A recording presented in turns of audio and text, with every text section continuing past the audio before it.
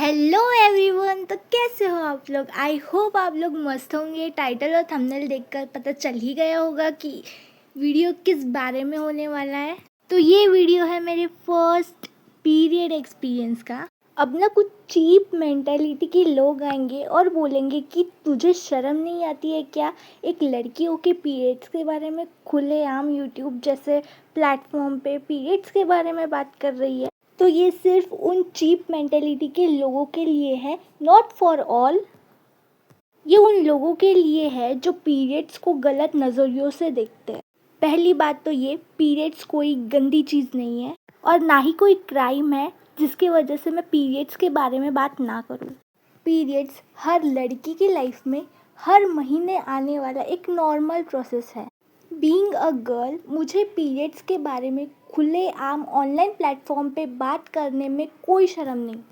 Periods is a normal process and हमें periods को normalise करना होगा, but in a right way. Even मेरा ये मानना है कि पीरियड्स को लेके हमें शर्माना नहीं चाहिए। तो गर्ल्स कमेंट करके बताओ कि आप मेरे बात से एग्री करते हो। तो आते हैं स्टोरी पे। जब मुझे फर्स्ट पीरियड्स हुए थे तब मुझे पीरियड्स के बारे में कुछ भी नहीं पता था। पीरियड्स क्या होते हैं, क्यों होते हैं, कब होते हैं, कुछ पता नहीं था। इवन मुझे तो ये भी नहीं पता था कि पीरियड जैसी कोई चीज़ लड़कियों की लाइफ में होती भी है। जब मुझे फर्स्ट पीरियड्स आए थे तब मैं 10 साल की थी। यूजुअली लड़कियों को पीरियड्स 12 से 13 साल के जब होती है तब आते हैं, बट मेरे केस में मुझे ज़रा ज़्यादा ही जल्दी आ गए थे। मेरी मम्मी को नहीं लगा था कि मुझे इतने जल्दी पीरियड्स आ जाएंगे। तो स्टोरी पे आते हैं। ये बात तब की है जब मैं 5th स्टैंडर्ड में थी और समर वेकेशन चल रहे थे। समर वेकेशंस मनाने में हमेशा अपने दादी के यहाँ जाती थी। इस बार भी मैं दादी के यहाँ गई हुई थी। मेरी एक कज़न सिस्टर थी। मैं जब भी वेकेशंस पर दादी के घर जाती थी तो हम दोनों खूब खेलते थे। हम पूरा दिन साथ में खेलते थे। हम सिर्फ खाना खाने और सोने घर जाते थे, बाकी हम पूरा दिन बाहर खेलते रहते थे। तो हमेशा की तरह मैं सुबह होती है, मैं उठती हूँ, ब्रश करती हूँ, फ्रेश हो जाती हूँ और नाश्ता करती हूँ। नाश्ता करके मैं और मेरी कज़न सिस्टर हम दोनों बाहर खेलने निकल जाते हैं। अब यहाँ तक मुझे ऐसा कुछ फील नहीं हुआ अंटिल शाम होती है। उस दिन हम दोपहर में खाना खाने घर नहीं गए थे क्योंकि हम खेलने में इतने मग्न थे कि हम भूल ही गए थे कि घर जाके हमें खाना भी खाना है। ये तो हमारे लिए नॉर्मल बात थी। हम तो कभी कभी पूरा दिन भूखा रहते थे और हम पूरा दिन खेलते ही रहते थे सिर्फ। कम टू द पॉइंट, शाम होती है। मैं और मेरी कज़न सिस्टर हमेशा की तरह खेल रहे होते हैं। तब मुझे ना अचानक से अनकंफर्टेबल फील होने लगता है, पर मैं खेलने में इतनी खोई हुई थी कि मैंने ध्यान ही नहीं दिया। खेलते खेलते मेरी कज़न सिस्टर बोलती है, दीदी अब कुछ और खेलते हैं। वो बोलती है कि चलो दीदी हम स्लाइडिंग स्लाइडिंग खेलते हैं। मैंने कहा ठीक है। अब मैं एक फ़ोटो ऐड कर रही हूँ ताकि आपको समझ में आए। इस फोटो में जो स्टेयर्स के बाजू में जो स्लाइड जैसा स्ट्रक्चर बना हुआ है, सेम ऐसा स्ट्रक्चर पड़ोस में भी बना हुआ था। तो मेरी कज़न सिस्टर बोलती है कि दीदी चलो हम यहाँ खेलते हैं। ऐसा बोलते ही हम दोनों वो स्लाइडिंग वाली जगह पे खेलने लगे। हम दोनों एक के बाद एक वहाँ से स्लाइड करने लगे। कुछ टाइम बाद मैंने नोटिस किया कि जो स्लाइड जैसा बना हुआ है जिसमें हम खेल रहे हैं वो लाल हो चुका है। जैसे हम मूवीज़ में नहीं देखते कि किसी का मर्डर होता है और वो डेड बॉडी को ऐसे घसीटते हुए लेके जाते हैं और वो खून का निशान पड़ जाता है, सेम वैसा हो चुका था। पर तब भी मैंने ध्यान नहीं दिया।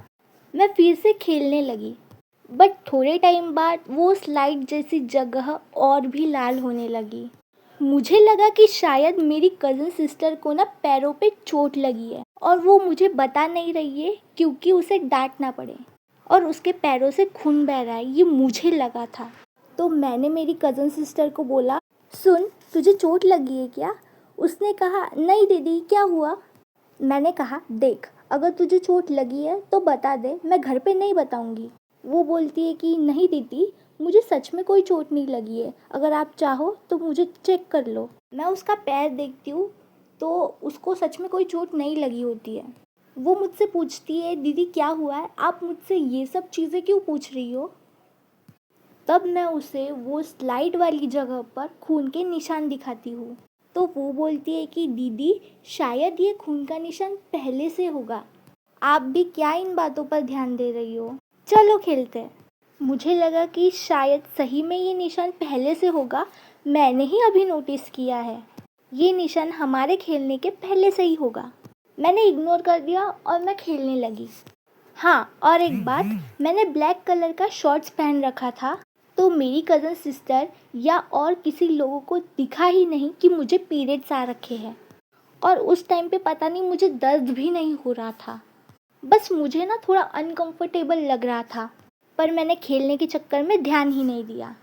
तो हमें खेलते खेलते रात हो जाती है, 7 बज चुके थे, तो हम घर जाने का डिसाइड करते हैं और मैं घर चली जाती हूँ। अब पता चलता है कि मुझे एक्चुअल में हुआ क्या है, क्योंकि इससे पहले तो मुझे पता ही नहीं था कि पीरियड जैसी कोई चीज़ लड़कियों की लाइफ में एग्जिस्ट भी करती है।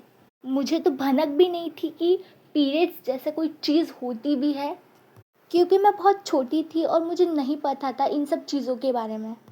ये स्टोरी थोड़ी लंबी है और मुझे लगता है कि ये स्टोरी एक पार्ट में तो कवर नहीं होगी, तो घर जाने के बाद क्या नया बवाल होता है ये हम जानेंगे इस वीडियो के सेकेंड पार्ट में। तो मिलते हैं सेकेंड पार्ट में।